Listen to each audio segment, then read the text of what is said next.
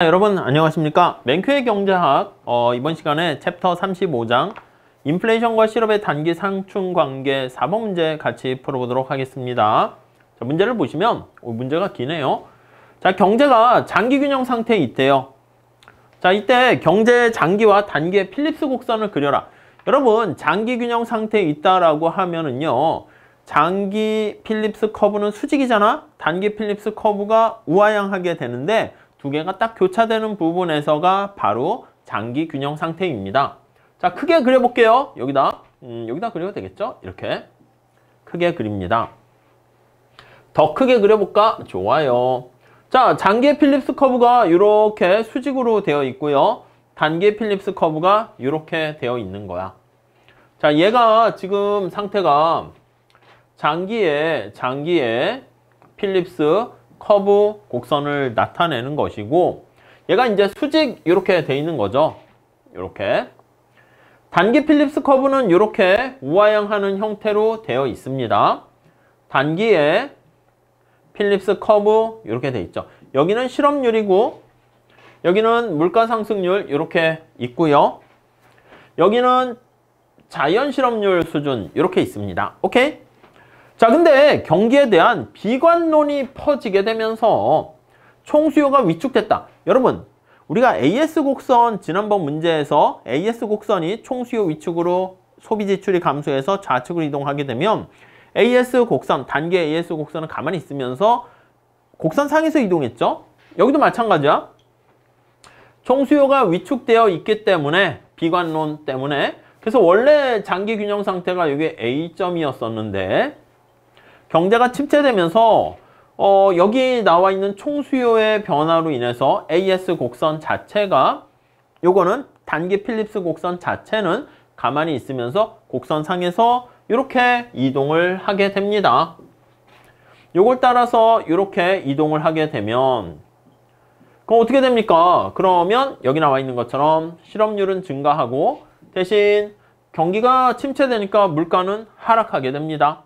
오케이? 자, 이때 이렇게 갔는데 정부가 여기 보시면 확대 금융 정책을 실시했습니다. 확대 금융 정책을 실시했어. 그러니까 이게 뭐다? 총수요를 진작시키는 거야. 그래서 우측으로 이동시키는 경기 부양책을 사용하는 거야. 이해 가십니까? 경기 부양책을 사용했어. 그러면 얘가 다시 이렇게 갔다가 이렇게 다시 가게 되는 것을 알 수가 있죠. 이해 가시죠? 자, 그러면 실업과 인플레이션 원래 수준으로 회복시킬 수 있는가? 오케이. 이게 바로 경기를 안정화시키는 총수요 관리 정책이다. 이렇게 얘기한다고요. 케인즈가 정부의 여기 나와 있는 재정정책이나 통화정책을 통해 가지고 총수요를 증가시켰다, 감소시켰다 이렇게 조정하게 되면서 이렇게 국민소득을 우리가 원하는 대로, 물가를 원하는 대로 잡을 수 있다 이렇게 됩니다. 오케이? 자, 그런데 C번 볼게요. 경제가 장기 균형 상태로 되돌아왔어. 그 후에 수입 원유 가격이 올랐습니다. 여러분, 수입 원유 가격이 올랐어. 이게 우리가 비용 인상 인플레이션 아니겠습니까? 비용이 증가하게 되는 거잖아. 그러면 비용이 증가하게 되면 AS 곡선 자체가 상방으로 이동을 하게 됩니다. 아니, AS 곡선이 바로 비용 곡선을 나타내는 거 아니겠습니까? 코스트가 증가하게 된다고요. 자, 이와 같은 새로운 그래프를 이용해서 살펴본다 라고 하면은요, 여기 나와 있는 것처럼 이거 단기라고 보시면 되는데, 단기 AS 곡선이 상방으로 이동하니까 단기 필립스 커브가 역시 상방으로 이동하게 되는 거 알 수가 있습니다. 오케이? 자, 그래서 얘가 원래 A 상태였는데 얘가 상방으로 이동하게 되면 여기다 살짝 그림을 그릴게요. 뭐 지저분하지 않죠? 이게 할만하죠? 얘 이렇게 이동하게 되는 거 알 수가 있어요. 자, 이때 만약에 중앙은행이 확대 금융 정책을 만약에 실시한다라고 할게. 그래서 얘가 AS 곡선 자체가 상방 이동했잖아. 그러면 이게 여기로 이제 오게 된단 말이야. 여기로 오게 돼서 이런 식으로 C라고 볼 수 있죠. 여러분, 여기 나와 있는 원유의 수입 가격이 상승하게 되면 이렇게 AS 곡선이 상방 이동하게 되면 경기 침체와 인플레이션이 동시에 나타나. 그게 C점 아니야? 스태그플레이션 아닙니까? 스태그플레이션이 발생하게 되는 거야. 경기 침체와 인플레이션이 동시에 발생하게 되는 거 알 수가 있습니다. 그게 C점 이렇게 되는 거죠. 오케이. 자, 그러면 이렇게 되는 상태였어. 이때 중앙은행이 확대 금융정책, 이게 헷갈리시면요. AS 곡선 상방 이동했을 때 확장적 금융정책을 쓰면 국민소득은 완전고용 국민소득으로 가는데 물가가 더 상승하는 거, 그것 떠올리시면 됩니다.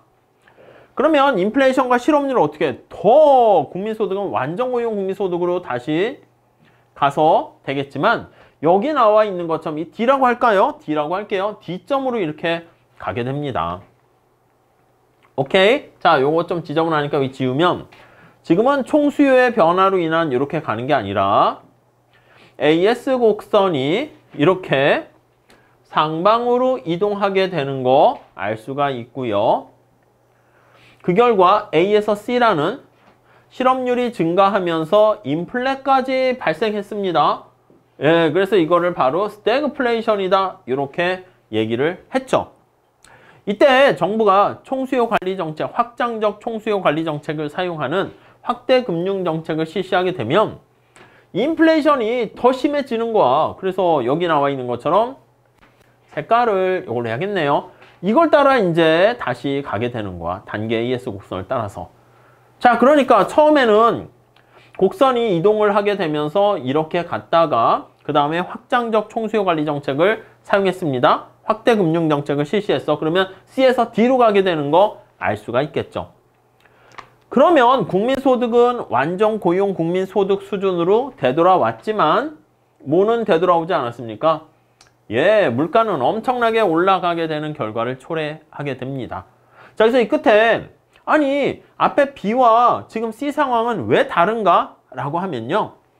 앞에 B 상황은 뭐다? B 상황은 그쵸? 단기에 여기 나와 있는 필립스 곡선 상에서 이동을 하는 것이고 곡선 상에서 이동을 하게 되는 것이고 지금 여기 C점은 어떻게 돼? C 문제는 곡선 자체가 이동했지.